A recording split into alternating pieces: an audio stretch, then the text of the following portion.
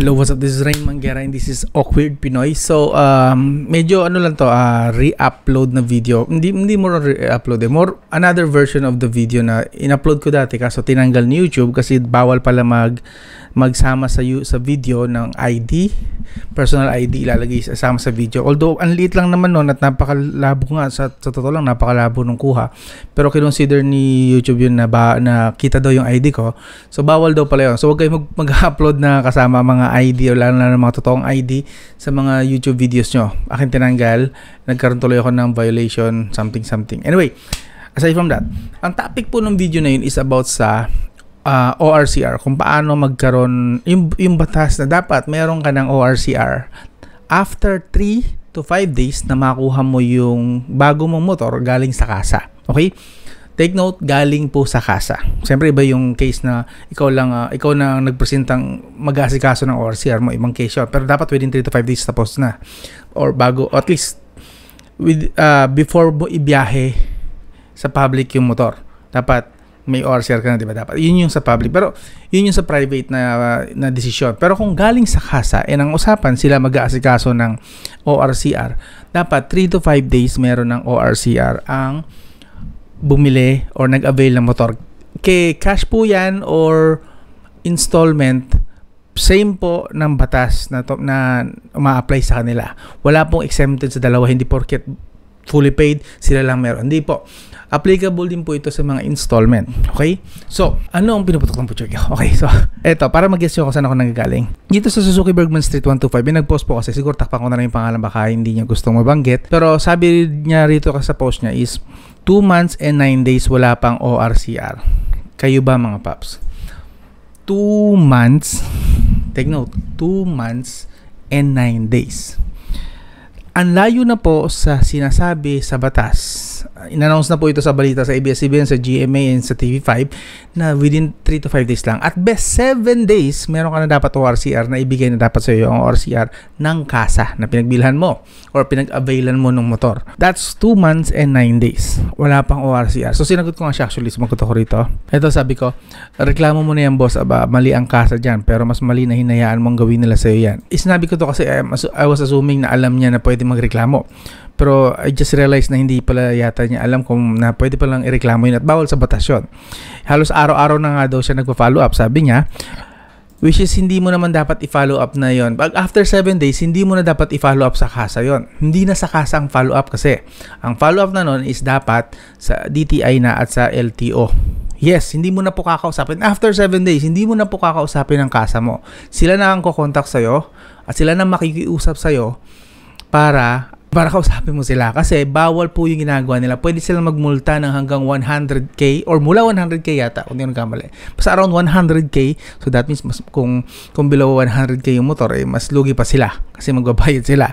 So sabi niya after 1 week lang dapat sabi ko after 1 week lang dapat after mo makuha yung motor mo, wag mo na idaan sa kasa, reklamo diretso, sabi, yun yung kinukwento ko sa kanya.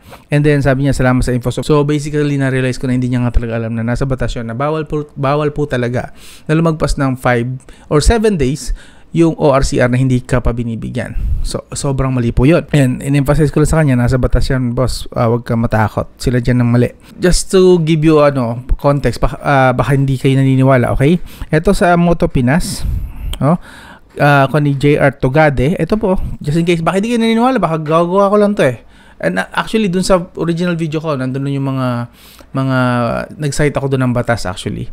Pametry ko hanap, ipakita sa inyo yon na may kinalaman dun sa 3 to 5 days na yon. And kapag hindi nga talaga magmumulta ang kasa, supposedly dapat magmulta ang kasa ng 100,000 pesos, mga around that. So yun, hindi po kasi dapat natin sila kinukonsinte. Pero syempre, nga, na-realize ko na hindi rin naman yata alam na lahat ng mga rider, na mga may-ari ng motor na bawal yon na lumagpas ng 7 days yung pag-release ng ORCR. Dapat inasikaso nila within 3 to 5 days. Kasi nakalagay dito, processing time from date of sale to release ORCR and plates for motor vehicles is 3 to 5 days for processing time. 3 to 5 days, wala pang 7 days. So, i-add na natin yung weekend, sabi natin 7 days. So, kapag lumagpas na ng 7 days, na-follow up mo na ng pag 7 days, wala pa rin. Pwede mo na po silang ireklamo. Pwede ka na po mag-email sa DTI at LTO. Siguro iwan ko yung mga email ng DTI at LTO para pwede nyo silang kontakin at magreklamo. Okay? Papakita ko sa inyo yung format din ng ginawa ko para may idea kayo sa naging experience ko. Okay? So, yun. 3 to 5 days. Processing time from date of sale to be release of ORCR. Ito. In plates, 7 to 11 days total number. So, pwede hanggang 11 days maximum pa. Just in case lang, sabihin natin 3 to 5 days. 5 days yung processing and then bago makarating sa kanila another few days. So 11 days maximum. 11 days, may allowance pa 11 days. But still, 11 days versus 2 months and 9 days. Ang laki po nun. Plus may mga actually comment section pa rito sa kanila. Ito, 1 month 12 days will take. Bago niya nakuha. Will take. Actually will take din ako. Yun yung papakita ko sa inyo. Ito, mag 3 months no ORCR, tibay ng dibdib sa mga long rides. 3 months, ibig sabihin all this time bumibiyahe po siya nagra-ride. Sabi, tibay ng dibdib lang dala niya. 3 months, wala pa rin siyang ORCR. And sabi dito, dapat 3 to 5 days processing time, 7 to 11 days dapat na sa'yo na yung ORCR mo. Sobrang mali po yun, di ba? Pero wala eh, dahil pa lang kapwa natin hindi nila alam yan. Pero so hopefully itong video na to is paging sa inyo, informative sa inyo. Ito rin mag-post sa inyo na kumilos na lang po. Ito po yung experience ko, just to give you context na experience ko kasi ito kaya alam ko yung sinasabi ko. So, nabili ko itong motor ko. Yung motor ko ngayon na Suzuki Bergman ng May 14, something like that. Basta kalagitnaan ng May, nabili ko po yon. And then, follow up sa kanila. Hindi ko alam nung una rin eh. Wala akong idea na pwede, ang alam ko lang, mag-follow up. Pero wala akong idea dun sa part na pwede mo pala silang ireklamo and pwede mo po silang mapagmulta kung itutuloy mo yung reklamo talaga. So, I did my research. Yun nga, siyempre, kailangan alam ko muna yung sinasabi ko bago ako gumawa ng hakbang, bago ako sa DTI, bago ako lumapit sa DTI at LTO. So, ito yung message ko actually. Ang dami kong pinagdalhan sa mismong Wiltec Calamba, Power Sales Calamba, ito mga yan. Tapos Operations Division ng DTI yata ito. Ito DTI din to. Yan, DTI din ito. Ito DTI din. Yan. Yan po ang mga pinagsendan ko ng email na ito. Same email lang, sabay-sabay na Kailangan alamin nyo yung email din ng inyo. Email din ng kasa nyo. Dapat hingiin nyo ang email ng kasa nyo para magawa nyo po ito. So, sabi ko rito, May 19 ko nabili. A concerned friend of mine from government agency informed me that processing of ORCR only takes 6 to 12 days. Sinagad ko na hanggang 12 days. In which we are past due. Kasi 1 month na po lumilipas. Which is 3 weeks na po lumilipas. June 7 na eh. So, nabili ko ng May 19, June 7 na. So, mga 3 weeks. Hindi ako masyadong magaling sa mate. Basta, rough estimate, 3 weeks.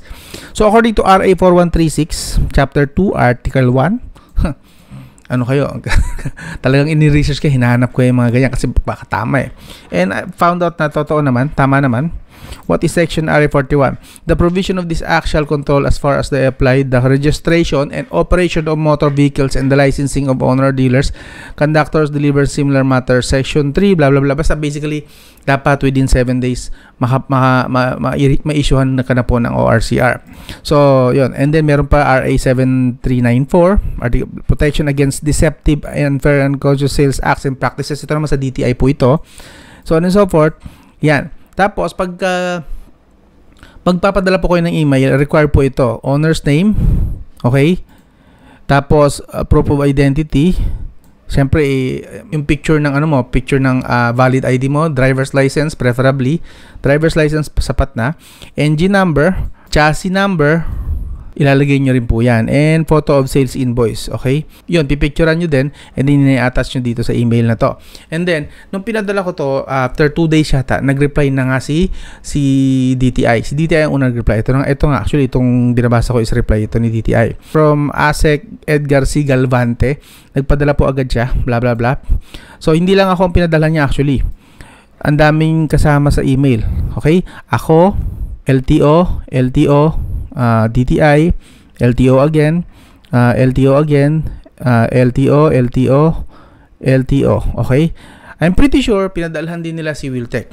Kasi, After a few hours na dumating tong email na to, dumating yung email naman ni Wiltec na inaasikaso na daw nila. So nagmamadali sila within the day din na nagpadala si DTI. So kung pinabayaan ko, okay, 3 weeks na lumilipas, abutin ako ng 1 month, wala pa rin sana silang gagawin. Pending pa rin sana yung yung ORCR ko. At malamang abutin din ng few months kagaya ng mga nakita natin sa comment section. Nag-response agad ang LTO. Okay?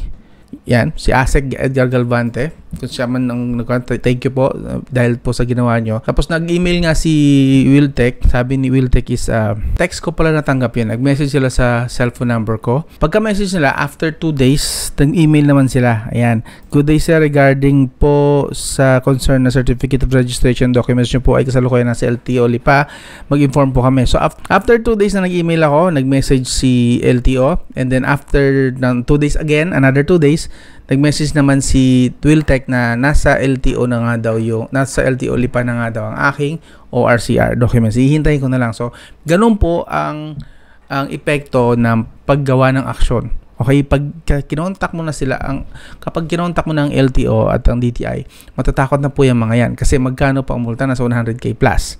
May ikot doon alam ko. So, 100k plus, magkano lang yung motor ko? At the time, nasa 78k ko lang yata nabili, 79k. Bergman version 2. Dahil doon sa ginawa kong moves na yon, kusa din silang kumilos. Okay? So, wag po kayong matatakot na magsalita or gumawa ng aksyon. Nakontakin po si LTO at DTI. 7 days. Okay? 7 days or i-maximize na natin. Okay? 12 days. 12 days 2 weeks or 2 weeks. So, gawin na natin 2 weeks kung talagang mahaba ang pasensya nyo.